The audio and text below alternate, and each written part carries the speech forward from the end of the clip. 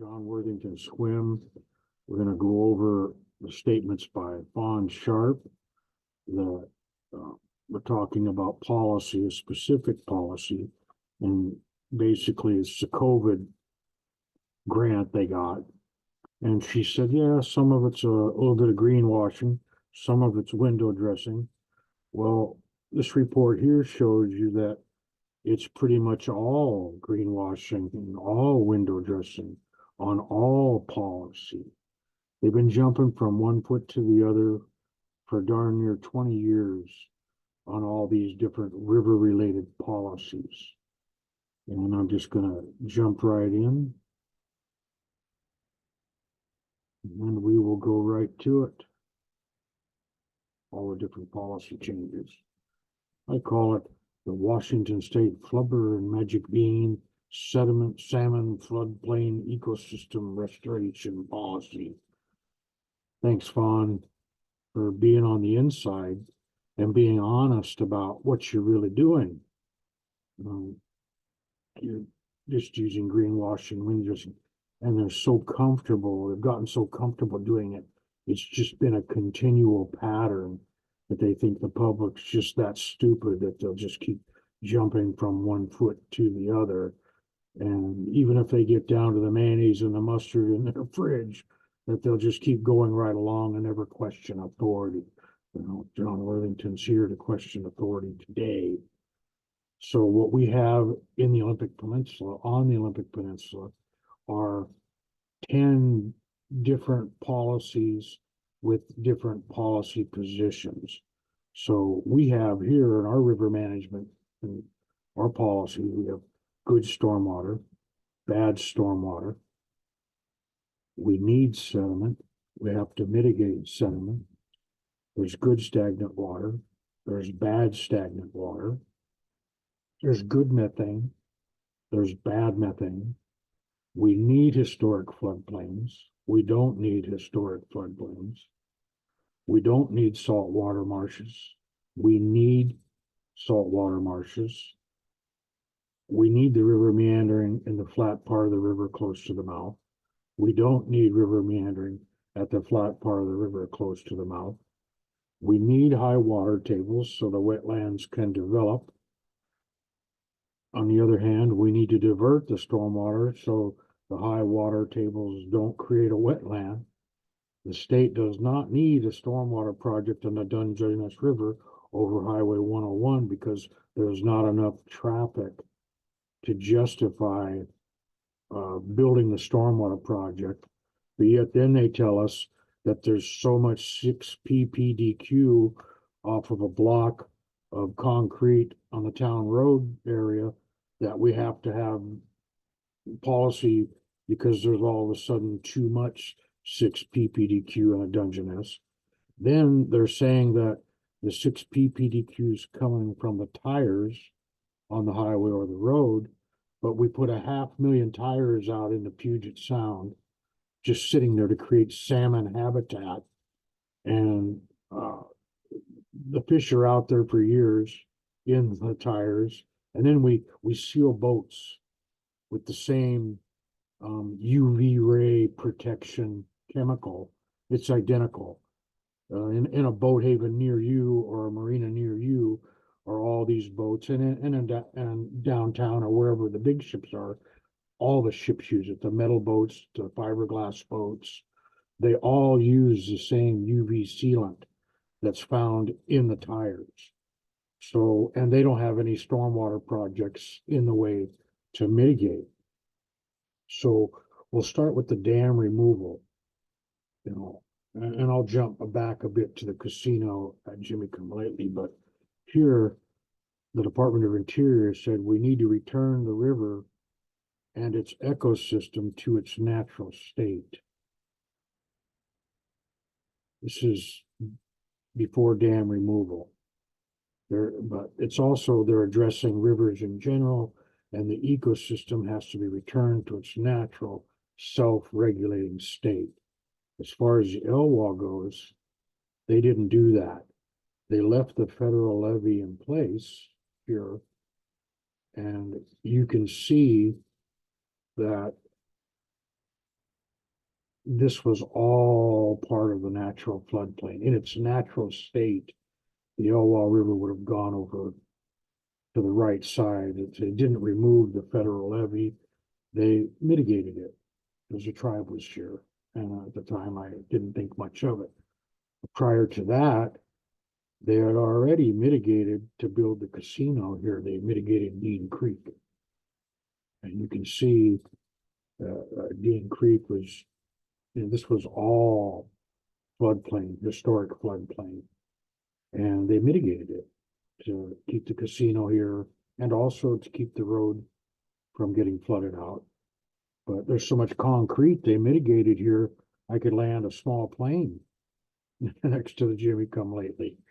But on the Elwha River, excuse me, on the Dungeness River, it's got to be all natural. So they want historic floodplain here. They want river meandering here. They want sediment buildup here.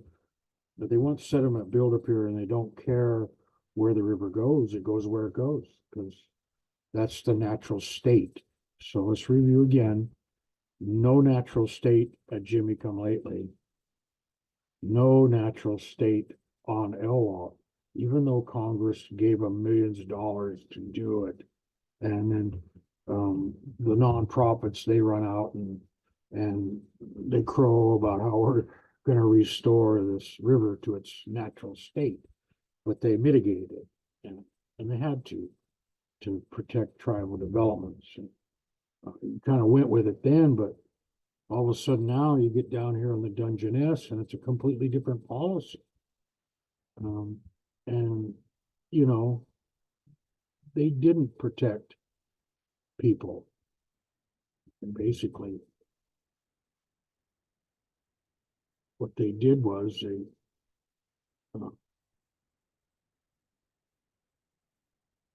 they basically jumped from one foot to the other, and they flooded out these people. They flooded out the Dungeness rather than protect them. They flooded them out in a couple of years. Real bad flooding. So Congress appropriates the money for the policy, but who develops our policies? It's an outfit called the North Olympic Peninsula Lead Entity for Salmon, and that's an acronym agency called NOPL. And who's in NOPL? Well, the tribes and the city of Port Angeles, and they're all ICLEI members. Huge conflict of interest there. And then they got these partners, which is basically a great big meta association of all kinds of levels of government, city, county, state, tribe, federal. And they're the ones who develop they're the ones that get us jumping from one foot to the other. So we have good stormwater, and this is all the experts' words. There were plenty of nonprofits and plenty of other posts on this, but I went with the scientific folks. And, you know, they need that first so that the nonprofits can parrot, you know, the science. So our science is we have to have a natural delivery of sediment to the downstream habitats. Okay, that's science. And so the nonprofits, they parrot that. And then they say, well, we can't block the natural sediment. It has to go, in fact, it has to go all the way out to the spit and help restore the spit. But they discover that if they do that, then they'll flood the tribe out to tribal developments. So we can't let the river meander. We can't restore the natural floodplain because of the housing development, but also the casino developments and a bunch of other tribal developments they had to protect. And so they needed to mitigate it. So, but they jumped into this thing, they advertised it as a restoration, a complete ecosystem restoration, which never happened. They kind of set it up where they give them $5 million to relocate the tribe, but they weren't serious about it. And knew they were going to lead them there. They knew, you can read their stuff and see that they knew they were going to mislead the public. And they were just advertising this. You only get an actor, Tom Skerritt, goes down and, a river runs through it actor, and gotta restore the, yeah. But they knew they couldn't because of the development. They knew that at the beginning. So to protect the tribal community from this increased risk, yada, yada, yada, they mitigated the stormwater and the sediment. They had to. It would in turn increase higher groundwater and cause septic system failures on a reservation. So again, they jump from one foot to the other. They also discovered that the temperature of the river is going to rise without the reservoir there, without the dam there. And now they're suing EPA for lower river temperatures, which is kind of like invited error, self-inflicted error when they removed the dam, but there we are from one foot to the other again. So there's bad stormwater and sediment, and they permanently mitigated the Ottawa River, the sediment and stormwater. And they put it into the city of Port Angeles. The city of Port Angeles now runs this permanent mitigation process. Now, if you want to be fair, you would have this on the Dungeness, but you'll see, Dawn later down here below, she wants her reparations and a day of reckoning. So you can't do that if you're out for reparations and a day of reckoning and that kind of thing. Now we have bad stagnant water behind the dam. So this is science again saying we can't have stagnant water, but then the science also says that you need stagnant water. This is the science. This is National Park Service. So on the Dungeness River, now they're going to build an off-channel reservoir, and methane's good. Methane's good. Stagnant water's good. And they tell us, oh, we're just gonna let it go into the spillway for irrigation pipelines and all that. But they also built an emergency spillway that happens to go right into the Dungeness River. And I'll show you later, after I'm done, I'll show you how they plan to put it in the bad stagnant water and the methane water. They're going to put it in to the Dungeness River to augment flows in the summer by declaring it an emergency. That's like they got an emergency spillway here. This is the emergency spillway right into the Dungeness River. So again, but they're just out for their day of reckoning, and they admit it. So when here's Fawn again. We're foretold of a day of reckoning. I believe we are in that day of reckoning. So, and others, tribal members, day of reckoning. Day of reckoning. So we can't continue to give them money, policy, power to develop policy, because they're just going to mislead the public all the time. Why? So they can get a day of reckoning and get us, in the Climate Commitment Act, they got, the poor people down to the mayonnaise and the mustard so they could get money to buy their land back. And I've lost respect for them, and I'm certainly not going to give them any money. I certainly don't want them to have any policy power. And okay, see, they're going to put the water from the reservoir in Dungeness. They're going to augment the flows. They're going to put it in the streams. And they just want reparations.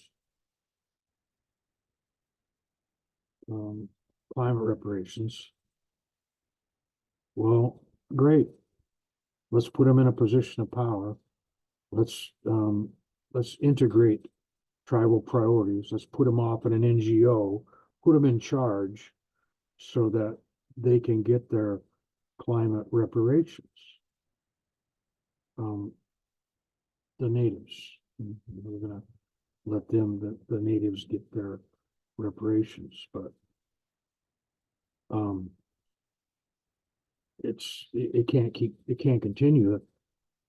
They'll flood the Dungeness. They flood the Dungeness community out while they protect the tribal interests, because not only are they using window dressing, greenwashing, aka flubber and magic beans, their ultimate goal is a day of reckoning. Great. They're going to use window dressing. They're going to use greenwashing. We've said it. Why? We know why they're going to do it. And with their day of reckoning. And meanwhile, over in the ICLAI, the people making the call over there, they're dedicated to an international government. And got to get them out of there. There's no way we continue to give them money and let them keep lying to us. It has to stop. There's more that Vaughn said, and I have yet to put it all up, but basically she's saying that her grandfather told her that you could use this casino money to buy the non-tribal political machine. And she bragged about it. That's what she said we did. And we got a seat at the table. And she also said and admitted that they lied to the governor so he wouldn't veto a bill that essentially gave them power and control over decision making. So, boy, we've got to wake up to it. We've got to stop it. We've got to demand equal protection. People of the Dungeness Valley have to demand equal protection as the Elwha River community and the Jimmy Come Lately community. It's just fair play.